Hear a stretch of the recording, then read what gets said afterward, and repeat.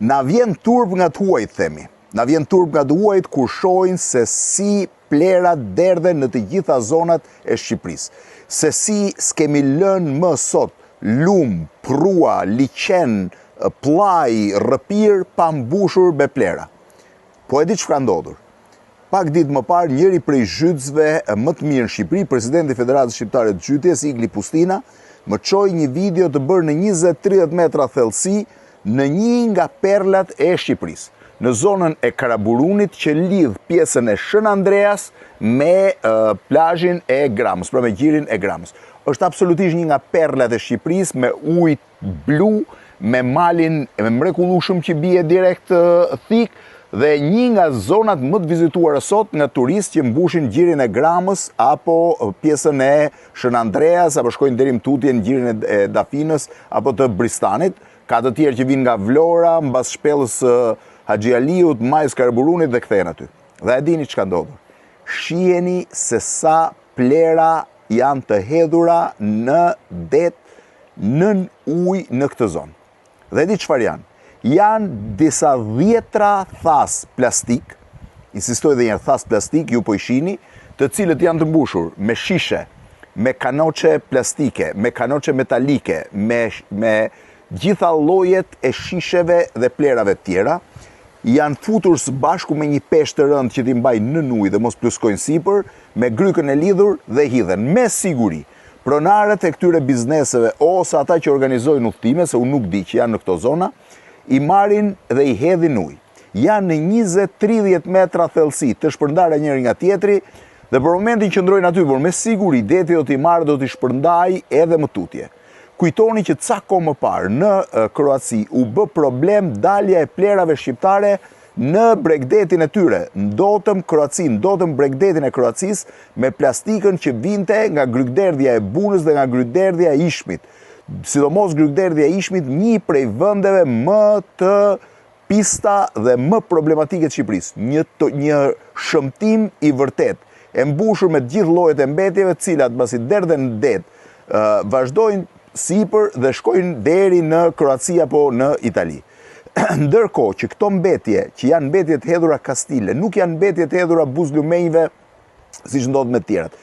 Janë mbetje të sistemuara, të futura në thas, të lidhura, por kanë përtuar që të shkojnë të transportojnë deri në bregdetin ku mund të afrohen makinat që bëjnë pastrimin dhe i kanë hedhur në det. I kanë hedhur në det duke krijuar një skenë që po ta shohësh është horror. Është një skenë që unë nuk besoj se ka në një vend tjetër të botës ku unë kam udhëtuar që ta ketë kështu. Tani problemi kryesor është çfarë po bëjmë ne si popull me plerat. Ore çfarë po bëjmë ne, sepse ne po lëm nam duke e mbytur Shqipërinë me plera. I pyet të huaj cili është problemi më i madh në Shqipëri, të thon plerat. Plerat që i sheh kudo. Më ka qelluar takoj gjerman, francez, të kohë që më thon, vendi është shumë i bukur, po si ka mundësi që nuk mbledhni plerat? Si ka mundësi që në një vend, çdo vend që afrohesh, gjen plera pafund?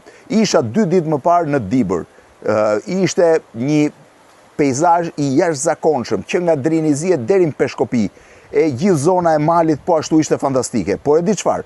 Sa po dilje nga Dibra në atë bypassin e ri të bërë, ishte një erë të mërshme e plerave të hedhura në krah të rrugës.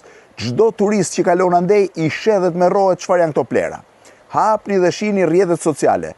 Të shihni se sa plastika notojnë në liçenin e Komanit dhe shkojnë deri në lumin, domethënë në ngjiten deri në lumin e Shalës. Nuk janë plastika të lumit të Shalës, nuk janë plastika.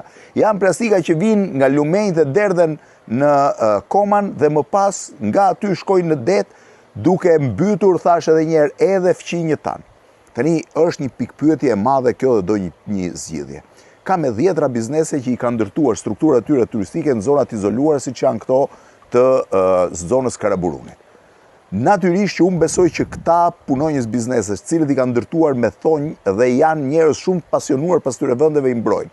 Po shumë të tjerë që shkojnë atje për të bërë pikniqe, shumë të tjerë që shkojnë për të organizuar festa apo tjera, që marrin thas plastik, i hedhin plera në thesin plastik dhe i zhysin det, kjo është e tmerrshme. Ka të tjerë që i lënë po aty, mu aty ku qëllojnë që hanë drekën apo bëjnë festën e tyre. Gjiri i Inglizit, një nga gjitë perlë të Shqipërisë. Në qoftë se ti shkon, është një rrëpirë, sepse gjiri është në formë një s-je, është një rrëpirë në cilën ti ngjitesh për shkuar tek shpella e Inglizit. Dhe e dini çfarë? I gjitha i kanion i vogël është i mbushur me plera, është i mbushur me shishe plastike. Nuk e di nga vijnë këto plera, nuk e di kush mund t'i ngjisë deri atje, sepse është një sipërmarrje mbete e vështirë që të ngjisësh plerat deri atje, shishet e tjera të hedhur aty. Gjiri Shën Andreas, i gjithë kanioni kur ikën sipër është i mbushur me plera. Gjipea është e mbushur me plera. Nuk po them më se çfarë ndodh në plazhe të tjerë, sidomos në zonën që lidh Divjakën me Durrësin. Është horror e gjithë zona me plastika, me qese, me plera nga më të ndryshme të hedhura. Tani ka një problem dhe një pyetje kryesore. Çfarë ndodh në shoqërinë shqiptare me plerat? Si mundet që këta njerëz të cilët jetojnë në shtëpi kaq të pastra, që janë kaq të kujdesshëm, njerëz të cilët kujdesen për veten çdo ditë, nuk kujdesen për ambientin rreth e rrotull. Mbaj mend shumë vite më parë një prej shkrimtarëve të famshme amerikane që pati ardhur në Shqipëri, në momentin që ishte duke pirë një kafe në Durrës, i tha shoqëruesit të saj, një përkthyesit të njohur, ky vend nuk do bëhet kurrë, sepse ju i hidhkeni plerat në rrugë. Dhe ajo kishte shumë të drejtë. Një tjetër shkrimtare italiane, e cila vizitoi Shqipërinë dhe Malinezi, shkruante që shqiptarët nuk e duan vendin e tyre. Malezezët e duan vendin e tyre. Di pse? Sepse pash një malezez që mori një shishe plastike nga plazhi, e mori si ishte e tija dhe shkoi e hodhi te plerat, ndërsa në Shqipëri e marrin dhe e hedhin direkt në plazh. Tani kjo gjë do një zgjidhje. Unë nuk e di, shteti duhet t'ju kërkojë të gjithë pronarëve të këtyre bizneseve që të kenë një rrugë se si çojnë plerat, që ta demonstrojnë që këto plera shkojnë dhe çohen atje ku nevojitet. Unë e di që këto kanë kosto të larta, por ti nuk mund t'i hedhësh plerat kudo. Shiheni çfarë ndodh në nën ujë në Shqipëri. Thas të tërë me plera që një ditë nëse dekompozohen mund t'i nxjerrin këto plera lart dhe mund t'i çojnë kudo. Këto plera mund t'i nxjerrin deti më pas, edhe këto thas mund t'i nxjerri edhe në Bregdetin shqiptar. Imagjino çfarë turpi për ne.